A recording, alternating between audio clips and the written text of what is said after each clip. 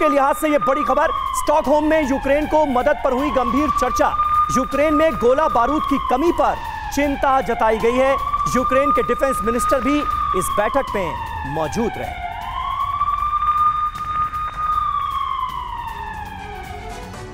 तो देखिए, मॉस्को में लगातार रणनीति तो तैयार की जा रही है, लेकिन यूक्रेन भी उसका जमकर पलटवार दे रहा है।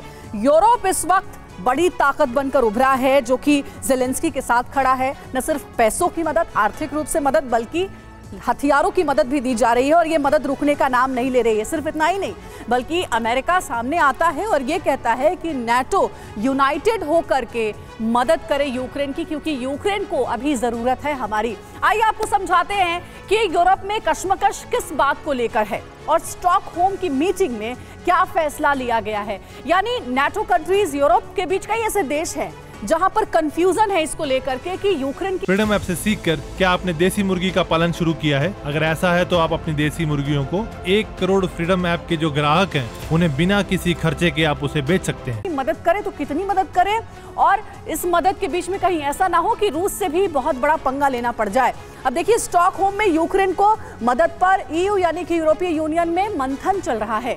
डिफेंस प्रोडक्शन बढ़ाना सबसे पहली बात। 2 सबसे बड़े फैसले जो लिए गए उसमें बड़ा ये महत्वपूर्ण फैसला है। और दूसरा क्या है?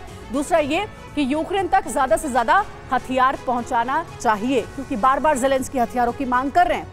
नाटो के सामने संकट क्या है? संकट है यूक्रेन में गोला बारूद की खपत के मुकाबले आपूर्ति कर रहे देशों में उत्पादन कम हो रहा है।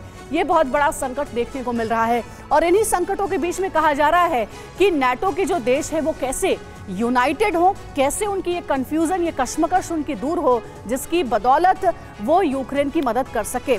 हमारे साथ तमाम मेहमान भी जुड़े हुए हैं। मेजर जनरल वीके दत्ता साहब हमारे साथ हैं।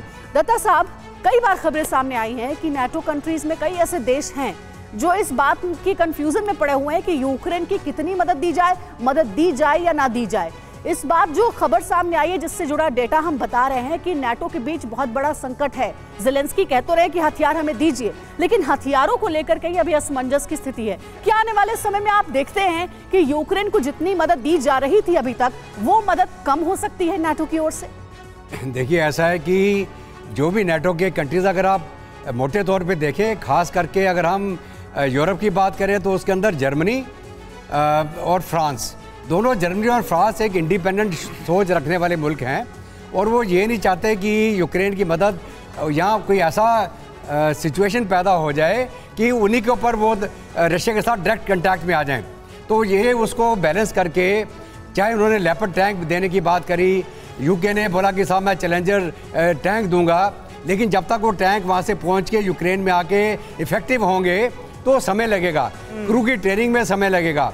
जो लेपर्ड टैंक है वो बहुत भारी टैंक है और आपने पीछे देखा होगा, एक वीडियो दिखाया था, चाहे वो सोशल मीडिया था, जो भी था, कीचड़ में फंसा हुआ था।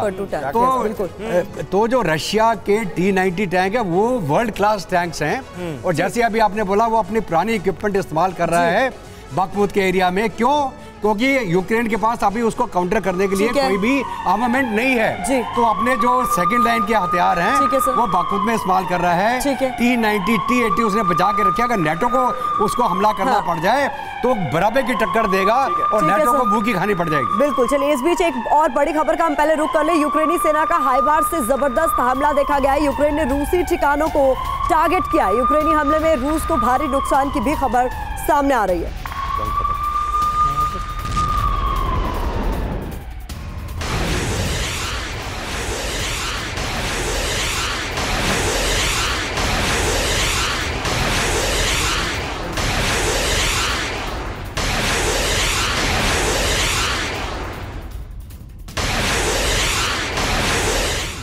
और एक और बड़ी खबर आपको बता दें, बाखमुत जीत के बाद रुकने वाले नहीं है पुतिन।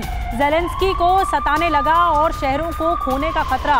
क्रेमाटोर्स्क और स्लोवियांस्क अगला टारगेट हो सकता है।